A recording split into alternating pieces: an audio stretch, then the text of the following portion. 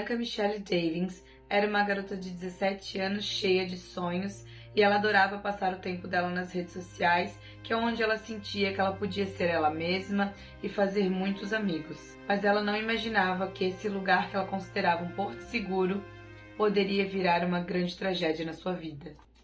E aí, gente, tudo bem com vocês? Sejam muito bem-vindos a mais um Casos de Terça. Esse é um quadro aqui no meu canal em que eu falo sobre crimes reais, casos não solucionados, coisas sobrenaturais e bizarras. Então eu já te aviso que aqui tem conteúdo sensível e muitos gatilhos, então se você não gosta desse tipo de conteúdo, eu não te aconselho a continuar esse vídeo. E se você continuou por aqui, já aproveita e se inscreve aqui no meu canal se você ainda não é inscrito e ativa o sininho para receber notificação sempre que eu subir vídeo novo aqui para vocês. E já aproveita e se inscreve também nas minhas redes sociais. Eu tenho meu TikTok Casos de Terça, que é o mesmo conteúdo que eu posto aqui, porém eu posto praticamente todos os dias e também são conteúdos mais curtos. E eu também tenho o meu Instagram, Agatha Guindani, que é meu Instagram mais pessoal, mais dia a dia e assuntos mais aleatórios. Então bora lá começar o caso de hoje.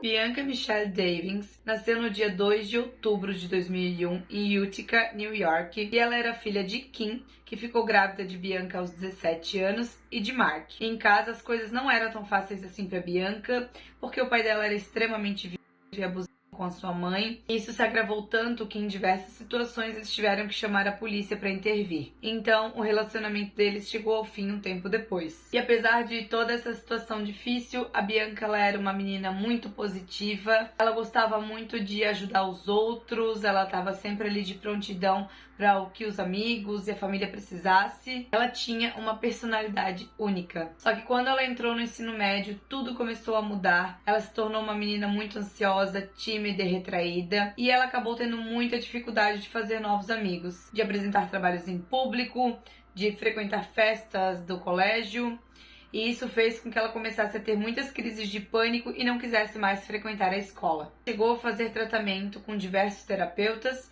onde ela foi diagnosticada com muitos problemas mentais, como ansiedade, depressão, transtorno de personalidade limítrofe e transtorno de estresse pós-traumático. Então a mãe dela decidiu adaptar ela ao homeschool, que é um método de ensino que é feito em casa, né? Mas é tudo acompanhado por professores, eles passam os conteúdos, mas em casa você que faz a sua rotina de estudo, né? Então a mãe dela, achando que ajudaria a Bianca de alguma forma, decidiu tomar essa decisão. Só que nesse período ela começou a usar muitas redes sociais e passar bastante tempo conectada. Ela adorava se produzir, postar muitas fotos com colagens e edições diferentes.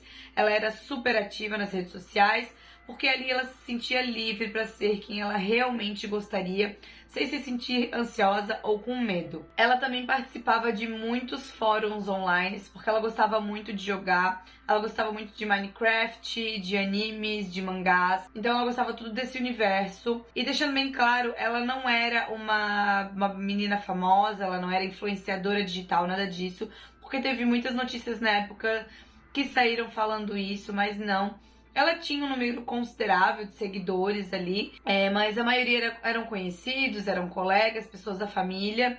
E tinha, sim, alguns admiradores, algumas pessoas que gostavam do estilo dela, que se identificavam, ou que eram dos fóruns que ela participava e acabavam seguindo ela ali. Mas ela não era nenhuma celebridade, digamos assim, nenhuma subcelebridade. Mas ela era bem ativa nas redes sociais e isso fez com que ela atraísse, sim, alguns admiradores que gostavam das fotos dela, que comentavam bastante. E ela também participava de alguns grupos no Discord. O Discord, para quem não sabe, é uma plataforma que muita gente utiliza em empresas para fazer reuniões, para fazer grupos ali de funcionários, e alguns cursos também eles abrem grupos no Discord, porque ele é como se fosse um WhatsApp, só que ele tem mais funções e ele consegue agrupar muito mais pessoas em uma única sala, em um único chat. Então muita gente utiliza por essa facilidade. Nesse grupo que ela participava tinha cerca de 50 pessoas, alguns eram conhecidos dela e alguns eram seguidores que se identificavam com o estilo dela, que achavam ela uma menina bonita.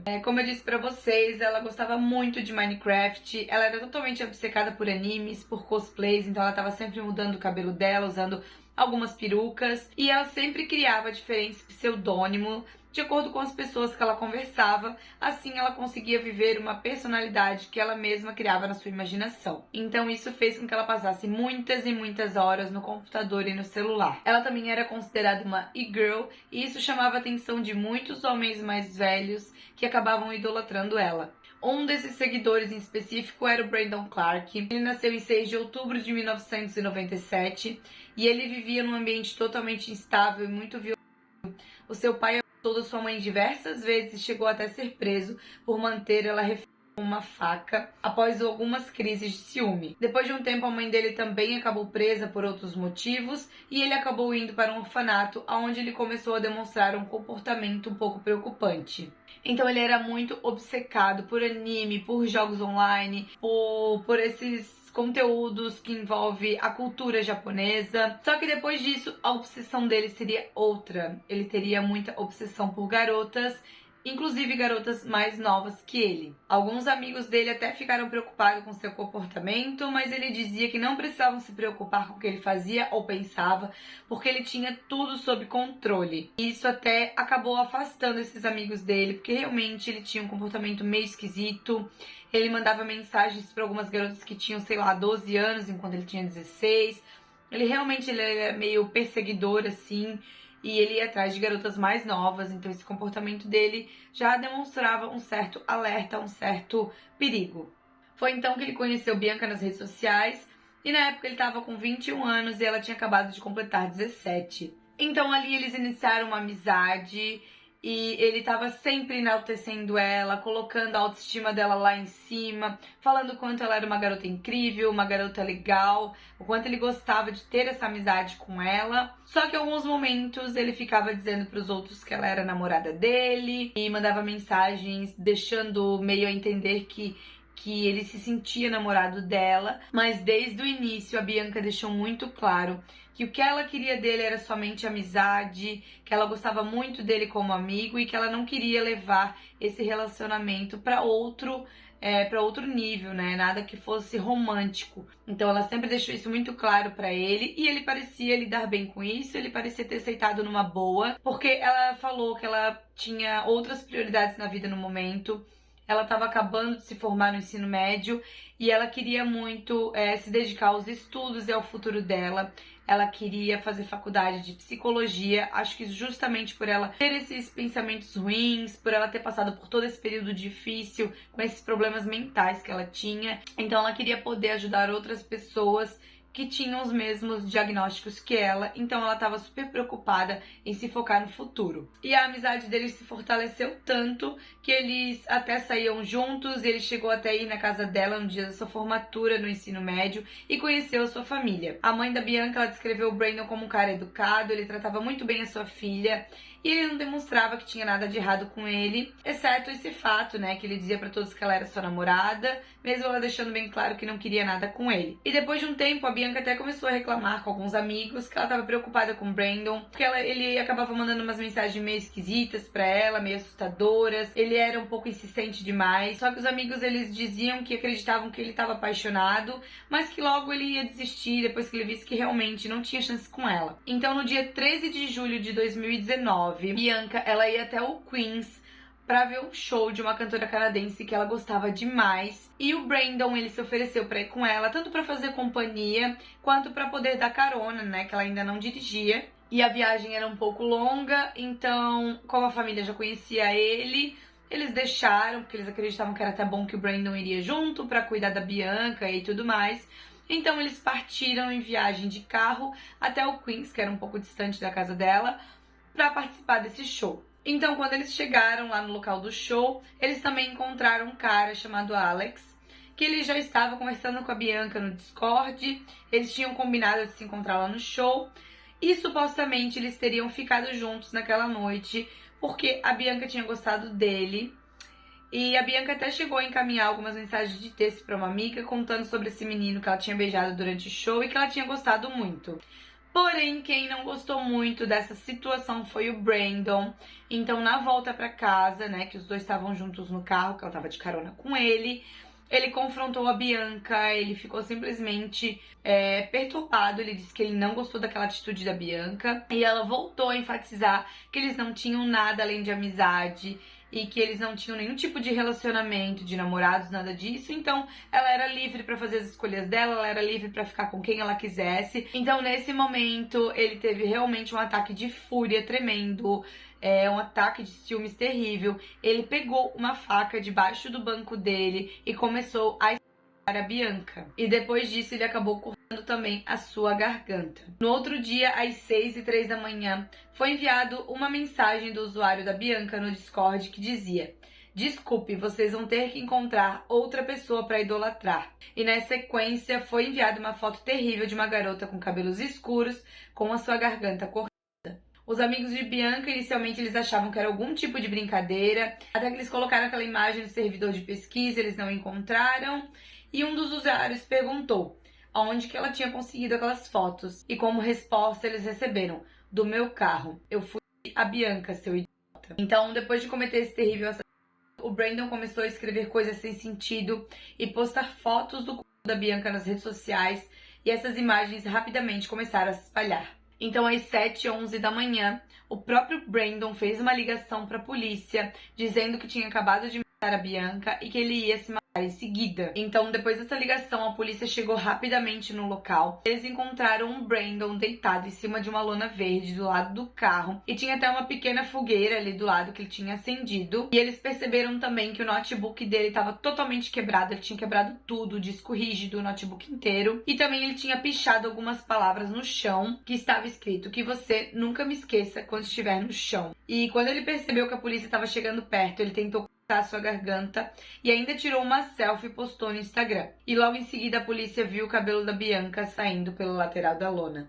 Então o Brandon, ele chegou a ser levado para o hospital, só que ele acabou sobrevivendo, e depois disso ele foi encaminhado até a prisão. E depois disso ele tentou suicídio diversas vezes da prisão, mas ele não conseguiu. E no primeiro julgamento dele ele tinha se declarado inocente. Mas é claro que todas as evidências estavam contra ele, né? Tanto o que eles encontraram na cena do quanto a faca, digitais, as fotos que ele postou nas redes sociais, as coisas que ele postou no grupo do Discord, enfim. Não tinha como ele não ser culpado por aquele crime terrível. O seu julgamento ele foi adiado diversas vezes devido à pandemia, mas por fim, no dia 16 de março de 2021, ele recebeu a sua sentença de 25 anos de prisão e está atualmente cumprindo a sua condenação. Ele pode solicitar a revisão da pena e estar elegível para a liberdade condicional em 10 de julho de 2044. Então, depois dessa morte trágica da Bianca, a Kim, que era a mãe dela, ela tentou de todas as formas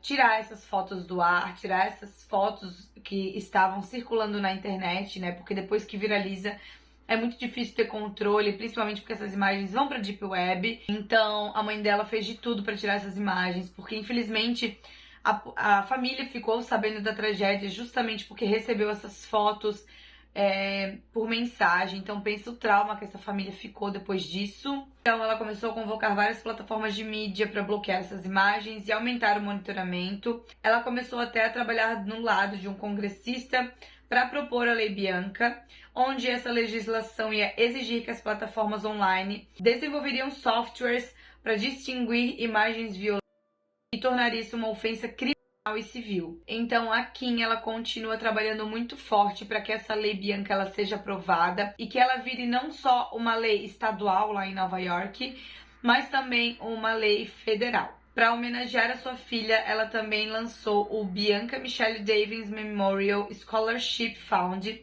onde essa fundação ela apoia financeiramente aqueles que desejam fazer psicologia ou que queiram receber algum tipo de aconselhamento para ajudar pessoas com doenças mentais, assim como a Bianca desejava. Em julho de 2021, a família Davis também processou funcionários do condado, acusando eles de compartilhar os vídeos de Bianca com a mídia, incluindo mensagens da sua mãe e de situações comprometedoras. Além da Kim ter que lidar com o luto e a perda tão prematura da sua filha, que era uma menina cheia de sonhos, que ela estava melhorando e que ela queria ajudar muitas pessoas, ela ainda tem que lutar com todas essas questões de continuar vendo muitas imagens da filha dela repercutida aí pela internet e que nada está sendo feito pra isso, né? Porque isso realmente é algo muito criminoso.